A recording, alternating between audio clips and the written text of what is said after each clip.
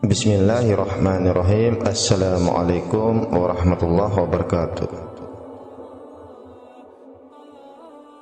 Kenapa Nabi Ibrahim alaihissalam tidak bisa dibakar oleh api?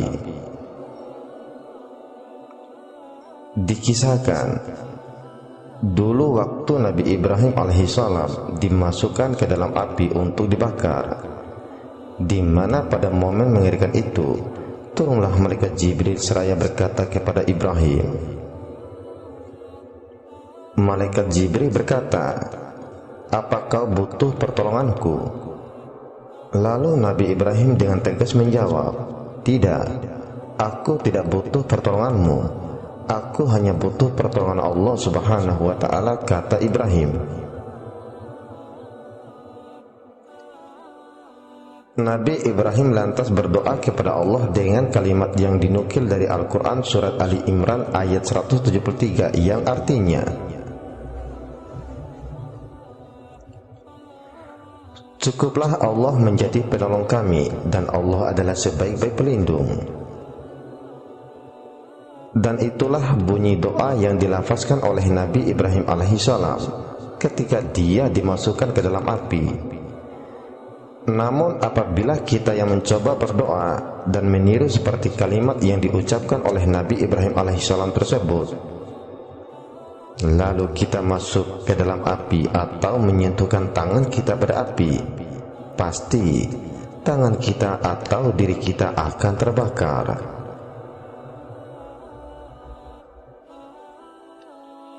Pertanyaan, kenapa tangan kita merasakan panas dan terbakar? Padahal kita sudah membaca seperti apa yang diucapkan oleh Nabi Ibrahim alaihissalam. Jawab, itu dikarenakan doa itu untuk Nabi Ibrahim alaihissalam, bukan untuk kita. Kalimat itu diberikan langsung oleh Allah kepada Nabi Ibrahim alaihissalam, bukan untuk kita.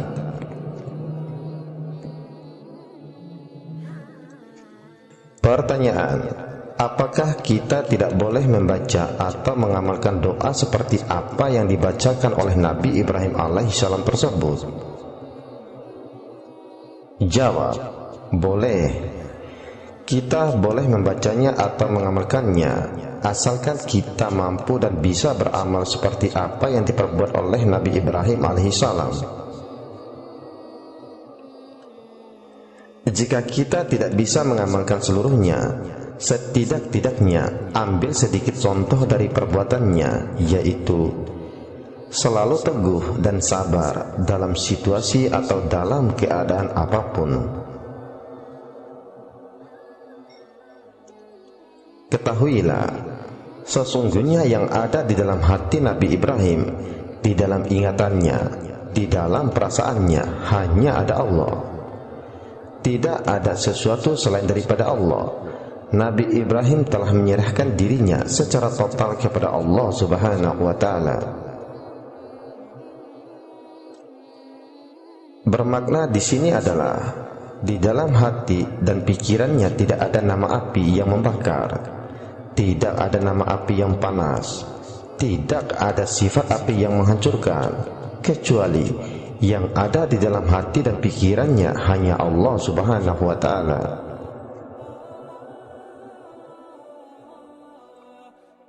Jika Allah telah mengisi hati dan pikiran seseorang itu, maka sudah tidak ada lagi sesuatu yang bisa menempatinya.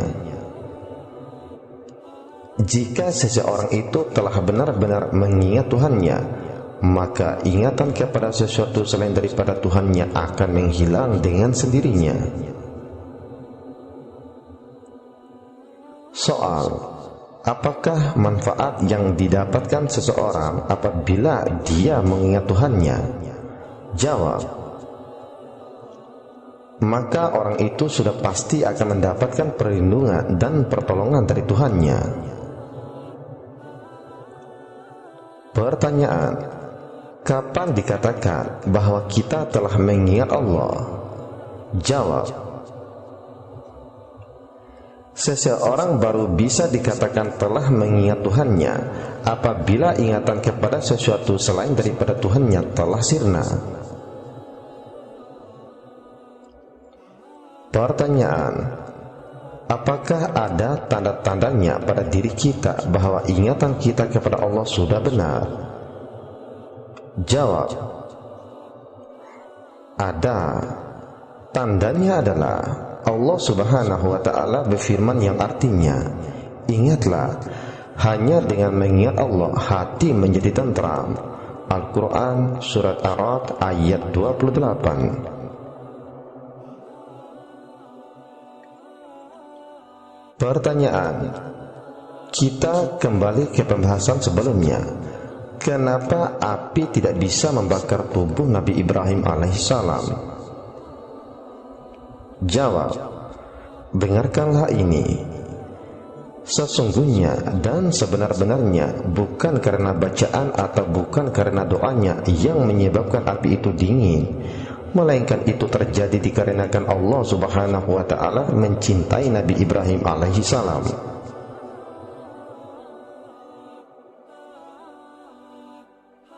Pertanyaan: apakah manfaat yang kita dapatkan dari cinta Allah terhadap kita? Jawab: Allah Subhanahu wa Ta'ala berfirman di dalam hadis qudsi yang artinya, jika aku mencintainya, maka aku menjadi pendengarannya yang dia gunakan untuk mendengar, penglihatannya yang dia gunakan untuk melihat, dan sebagai tangannya yang dia gunakan untuk berbuat, dan sebagai kakinya yang dia gunakan untuk berjalan. Dan jika dia meminta sesuatu kepadaku, pasti aku akan memberinya. Dan jika dia memohon perlindungan kepadaku, pasti aku akan melindunginya. Hadis riwayat Al-Bukhari.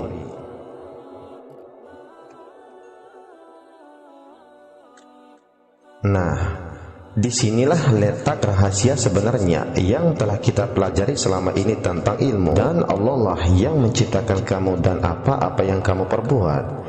Al-Quran Surat Asy-Syaffat ayat 96. Dan juga firman-Nya, bukan engkau yang melempar ketika melempar, tetapi Allah lah yang melempar. Al-Quran Surat Al-Anfal ayat 17. Ucapan atau bunyi dari firman ini akan terjadi pada seseorang hamba apabila Allah sudah mencintainya. Bukan berlaku kepada semua insan. Ini dikhususkan kepada orang yang Allah cintai.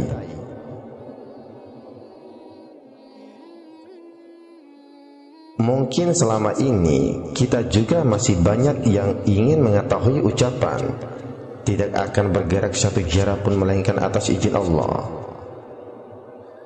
Ketahuilah, gerak Allah atau perbuatan Allah itu baru benar-benar terjahir pada seorang hamba apabila Allah sudah mencintainya, seperti bunyi firman-Nya, bukan engkau yang melempar ketika melempar, tetapi Allah lah yang melempar. Al-Quran Surat Al-Anfal ayat 17. Dan juga perhatikan bunyi firman-Nya, jika aku mencintainya, maka aku menjadi pendengarannya yang dia gunakan untuk mendengar, penglihatannya yang dia gunakan untuk melihat, dan sebagai tangannya yang dia gunakan untuk berbuat, dan sebagai kakinya yang dia gunakan untuk berjalan, dan seterusnya.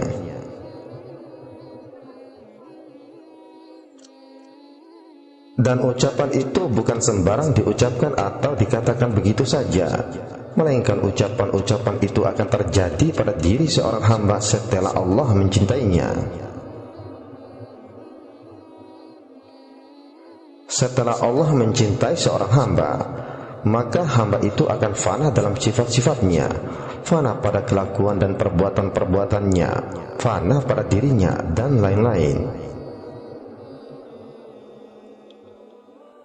Dan apabila hamba itu sudah fana dalam cinta ilahi Rabbi, dan nyatalah ucapan, tiada yang kuasa hanya Allah, tiada yang berkehendak hanya Allah, tiada yang tahu hanya Allah, tiada yang hidup hanya Allah, tiada yang mendengar hanya Allah, tiada yang melihat hanya Allah, tiada yang berkata-kata hanya Allah, dan seterusnya.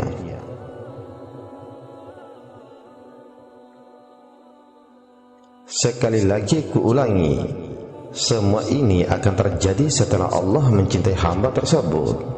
Sebab jika kita mengatakan ucapan itu sedangkan kita masih ada keakuan diri atau masih terlihat ada daya upaya kekuatan diri sendiri,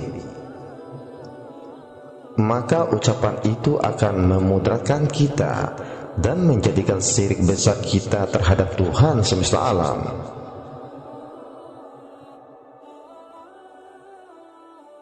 Maka inilah kenapa Nabi Ibrahim alaihissalam tidak bisa dibakar oleh api, sebab Allah sudah mencintainya, dan jika Allah sudah mencintainya, maka Allah menjadi pendengarannya yang dia gunakan untuk mendengar, penglihatannya yang dia gunakan untuk melihat, dan sebagai tangannya yang dia gunakan untuk berbuat, dan sebagai kakinya yang dia gunakan untuk berjalan, dan seterusnya. Nah, coba kalian pikirkan dan renungkan, apakah api itu masih berani membakarnya? Apakah api itu berani mencelakakannya? Dan apakah api itu berani membinasakannya?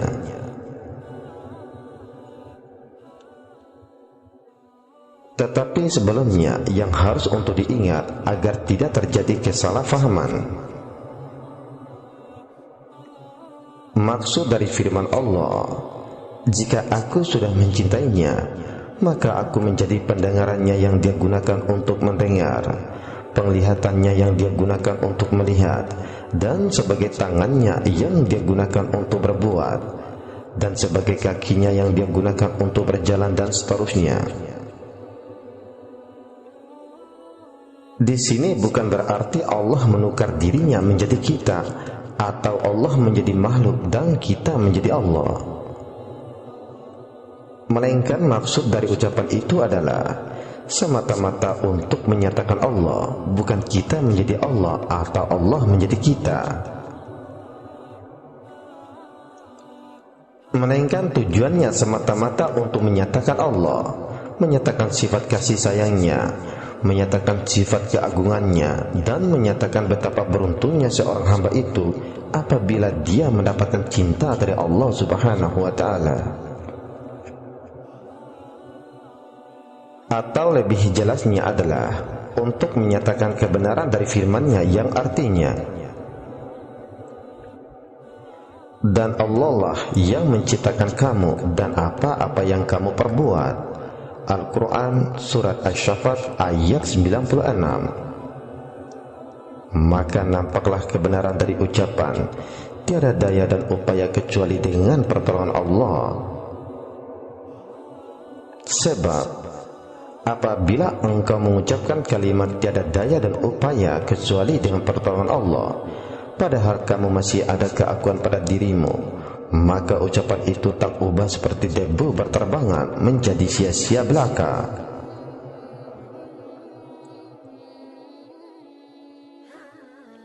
Pertanyaan: bagaimanakah caranya agar kita bisa dicintai oleh Allah Subhanahu wa Ta'ala? Jawab: pada suatu hari Rasulullah Shallallahu Alaihi Wasallam ditanya oleh sahabat beliau, "Ya Rasulullah, siapakah manusia yang paling dicintai Allah dan apakah perbuatan yang paling dicintai oleh Allah Subhanahu wa Ta'ala?"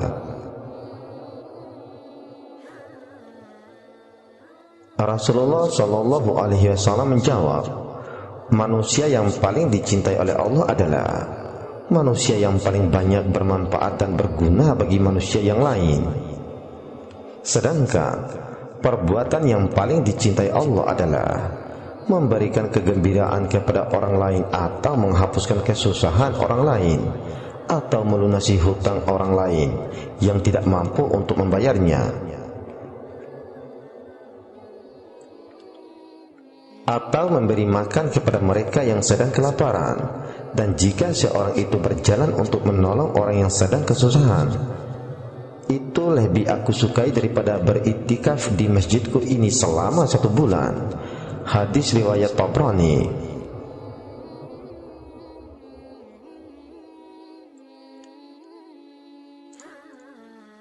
sabda Nabi Muhammad SAW tersebut bersesuaian dengan bunyi firman-Nya yang artinya, dan barang siapa yang memelihara kehidupan seorang manusia, maka seolah-olah dia telah memelihara kehidupan manusia semuanya. Al-Quran Surat Al-Ma'idah ayat 32.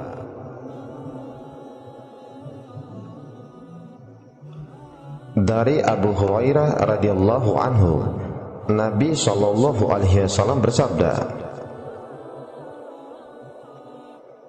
barang siapa yang melepaskan satu kesusahan seorang mukmin, pasti Allah akan melepaskan darinya satu kesusahan pada hari kiamat. Barang siapa yang menjadikan mudah urusan orang lain, pasti Allah akan memudahkannya di dunia dan di akhirat. Barang siapa yang menutupi aib seorang muslim, pasti Allah akan menutupi aibnya di dunia dan di akhirat. Allah senantiasa menolong hambanya selama hambanya itu suka menolong saudaranya. Hadis riwayat Muslim.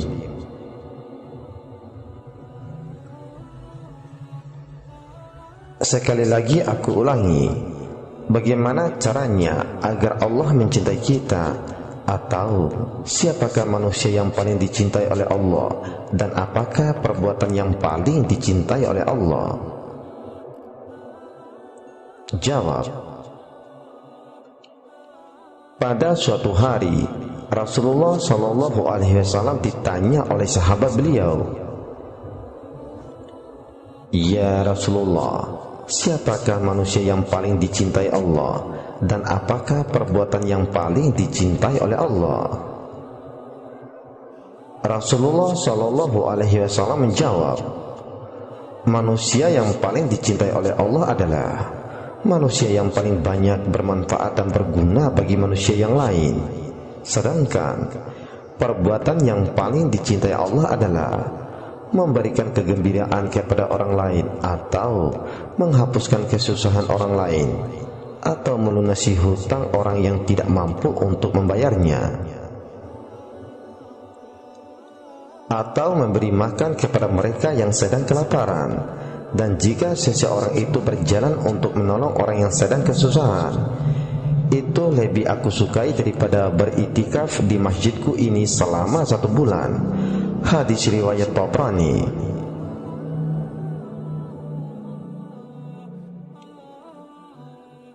Apabila kita mengetahui bahwa sebenarnya kita mampu berbuat sesuatu untuk menolong kesulitan orang lain, maka segeralah lakukan, segeralah beri pertolongan, terlebih lagi bila orang itu telah memintanya kepada kita.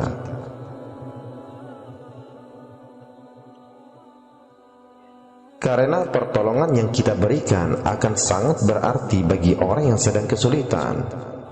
Dan sungguh Allah Subhanahu wa ta'ala sangat mencintai orang yang mau memberikan kebahagiaan kepada orang lain dan menghapuskan kesulitan orang lain.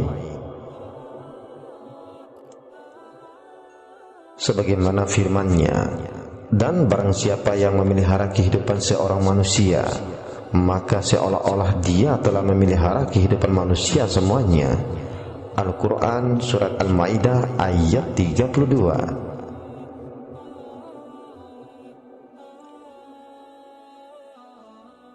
Karena disitulah engkau akan meraih cinta dan kasih sayang dari Allah Subhanahu wa ta'ala. Setelah engkau mendapatkan cintanya, maka engkau akan bertemu dengan firman-Nya. Bukan engkau yang melempar ketika melempar, tetapi Allah lah yang melempar. Al-Quran Surat Al-Anfal ayat 17.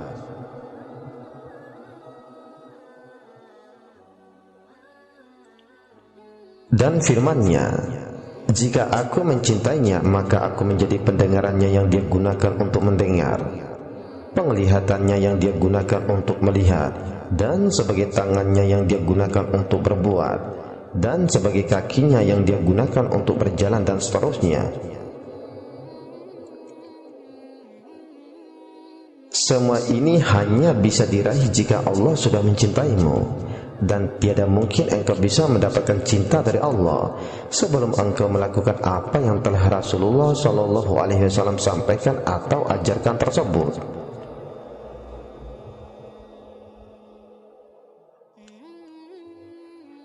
Dan inilah sebagian dari manfaat yang akan engkau dapatkan dari mereka yang sudah engkau tolong, yang sebenarnya banyak orang yang mengetahuinya, namun banyak pula yang mengabaikannya.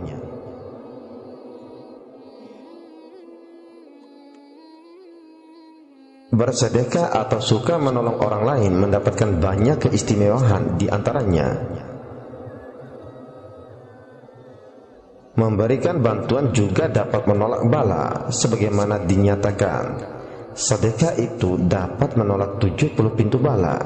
Hadis riwayat Tabrani. Pada hakikatnya, datangnya pertolongan Allah kepada seseorang juga tergantung dengan pertolongan yang dilakukannya sesama manusia. Sesungguhnya Allah akan menolong seorang hambanya selama hamba itu menolong orang yang lain. Hadis Muslim, Abu Daud, dan Tirmidzi.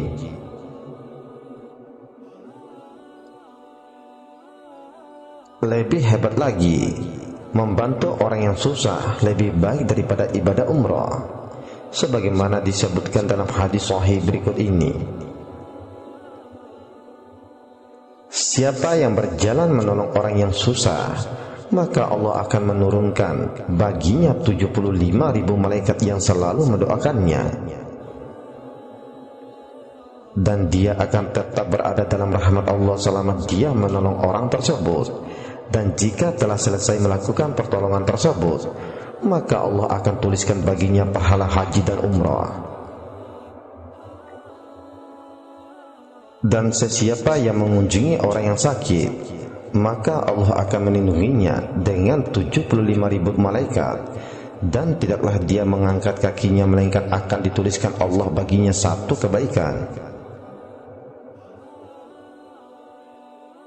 Dan tidaklah dia meletakkan tapak kakinya untuk berjalan, melainkan Allah angkatkan daripadanya. Allah akan ampunkan baginya satu kesalahan dan tinggikan kedudukannya satu derajat sampai dia duduk di samping orang sakit, dan dia akan tetap mendapat rahmat sampai dia kembali ke rumahnya. Hadis riwayat Tabrani.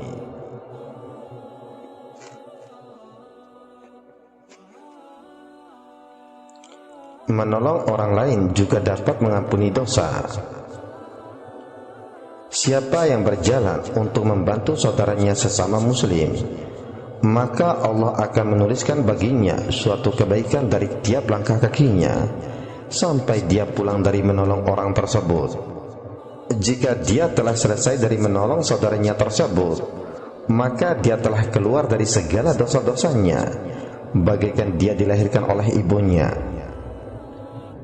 Dan jika dia ditimpa kecelakaan akibat menolong orang tersebut, maka dia akan dimasukkan ke dalam surga tanpa hisab. Hadis riwayat Abu Ya'la.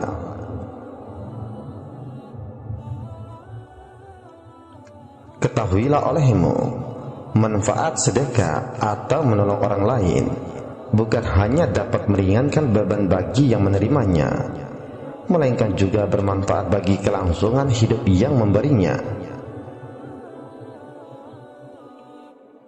Allah sangat memuliakan orang-orang yang bersedekah dan suka menolong, bahkan menjanjikan dan menyediakan balasan-balasan yang sangat besar. Manfaat sedekah atau menolong orang lain diantaranya adalah sebagai penolak bala, penyubur pahala, menahan musibah dan kejahatan, serta rezeki yang dilipat gandakan oleh Allah Subhanahu wa Ta'ala. Rasulullah Shallallahu Alaihi Wasallam bersabda, bersegeralah untuk bersedekah, karena musibah dan bencana tidak bisa mendahului sedekah.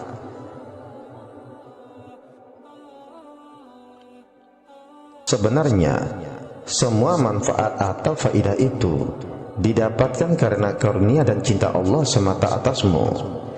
Tidak ada yang tidak mungkin, karena perbuatanmu itu mengundang cinta ilahi. Jadi, jika Allah sudah mencintaimu, maka Allah menjadi pendengarannya yang dia gunakan untuk mendengar, penglihatannya yang dia gunakan untuk melihat, dan sebagai tangannya yang dia gunakan untuk berbuat, dan sebagai kakinya yang dia gunakan untuk berjalan, dan seterusnya. Hadis riwayat Al-Bukhari. Sebagaimana firman Allah Subhanahu wa taala dalam Al-Qur'an yang artinya, perumpamaan nafkah yang dikeluarkan oleh orang-orang yang menafkahkan hartanya di jalan Allah adalah serupa dengan sebutir benih yang menumbuhkan 7 tangkai, pada tiap-tiap tangkai 100 biji. Allah melipat gandakan ganjaran bagi siapa yang dia kehendaki, dan Allah maha luas karunia-Nya lagi maha mengetahui.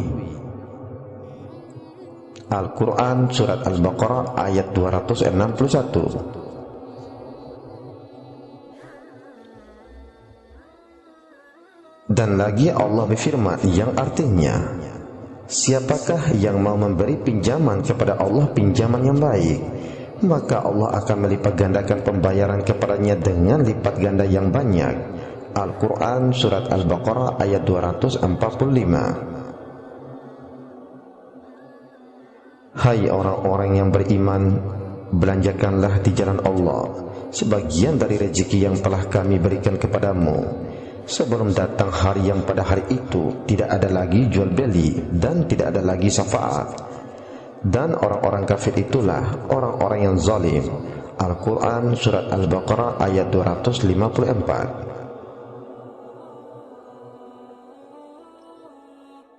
Katakanlah, sesungguhnya Tuhanku melapangkan rezeki bagi siapa yang dikehendakinya di antara hamba-hambanya, dan menyempitkan bagi siapa yang dikehendakinya. Dan barang apa saja yang kamu nafkahkan, maka Allah akan menggantinya, dan dialah pemberi rezeki yang sebaik-baiknya. Al-Quran Surat Sabah ayat 39.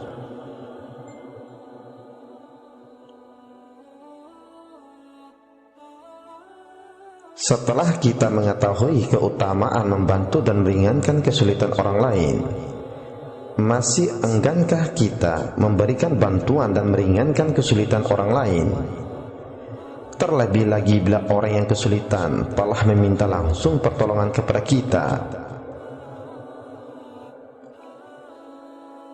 Pantaskah kita sebagai orang beriman mengabaikan permintaan pertolongan yang dimohonkan, padahal kita mempunyai kemampuan dan kesanggupan untuk membantunya?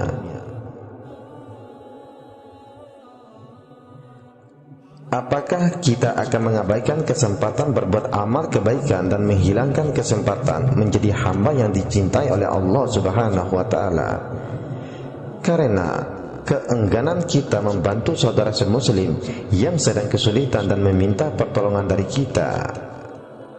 Sebenarnya, apa yang membuat kita menjadi enggan memberikan pertolongan? Bukankah semuanya, segala sesuatu yang kita miliki sebenarnya dari Allah? Lalu mengapa saat Allah mengirimkan hamba-hambanya yang kesulitan datang pada kita, kita berpaling dan tidak menghiraukan?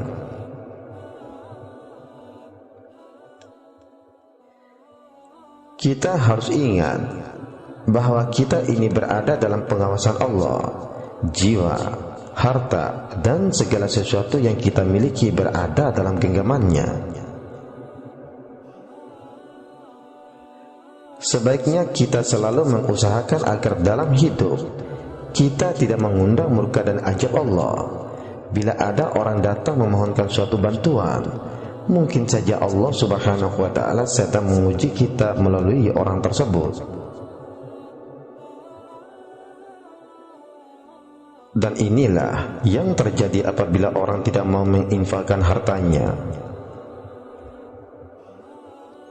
Allah Subhanahu wa taala berfirman yang artinya, dan jangan sekali-kali orang-orang yang kikir dengan apa yang diberikan Allah kepada mereka dari karunia-Nya, mengira bahwa kikir itu baik bagi mereka, padahal kikir itu buruk bagi mereka. Apapun harta yang mereka kikirkan itu akan dikalungkan di lehernya pada hari kiamat. Milik Allah lah warisan apa yang ada di langit dan di bumi. Allah maha teliti apa yang kamu kerjakan. Al-Quran Surat Ali Imran ayat 180.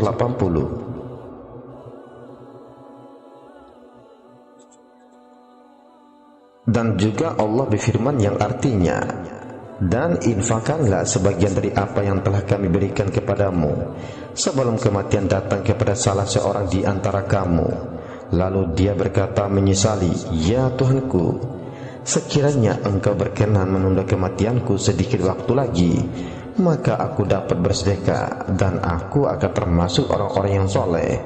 Al-Quran Surat Al-Munafikun ayat 10.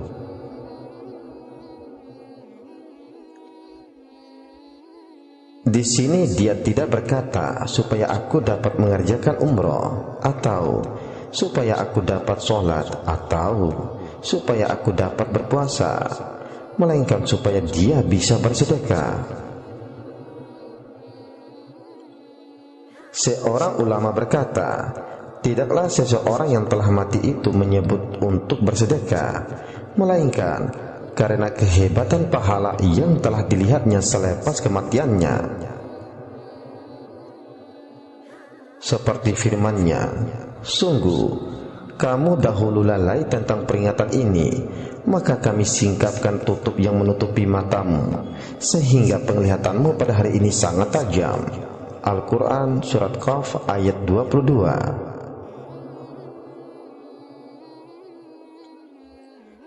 Alangkah tajam pendengaran mereka dan alangkah terang penglihatan mereka pada hari mereka datang kepada kami.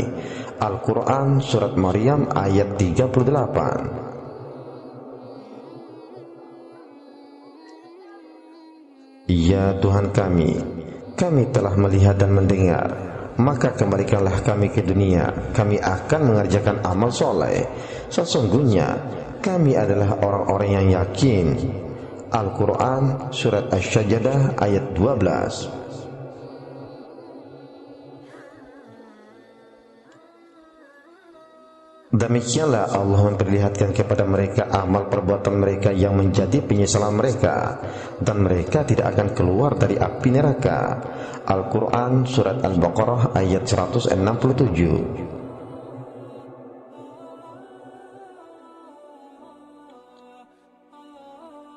Maka hendaklah kamu perbanyak sedekah, karena sesungguhnya seorang mukmin akan berada di bawah teduh pahala sedekahnya pada hari kiamat nanti.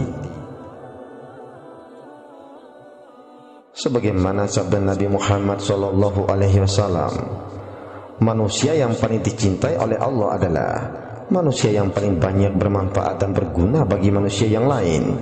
Sedangkan perbuatan yang paling dicintai Allah adalah memberikan kegembiraan kepada orang lain, atau menghapuskan kesusahan orang lain, atau melunasi hutang orang yang tidak mampu untuk membayarnya, atau memberi makan kepada mereka yang sedang kelaparan. Dan jika seseorang itu berjalan untuk menolong orang yang sedang kesusahan, itu lebih aku sukai daripada beriktikaf di masjidku ini selama 1 bulan. Hadis riwayat Tabrani.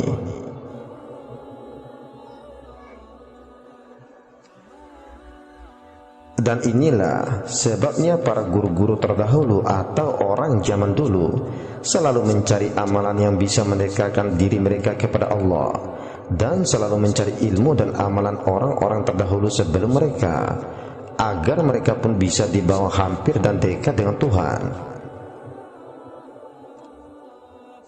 Sebagaimana firman-Nya, barang siapa mengharap pertemuan dengan Tuhannya, maka hendaklah dia mengerjakan amal soleh, dan janganlah dia mempersekutukan seorang pun dalam beribadah kepada Tuhannya.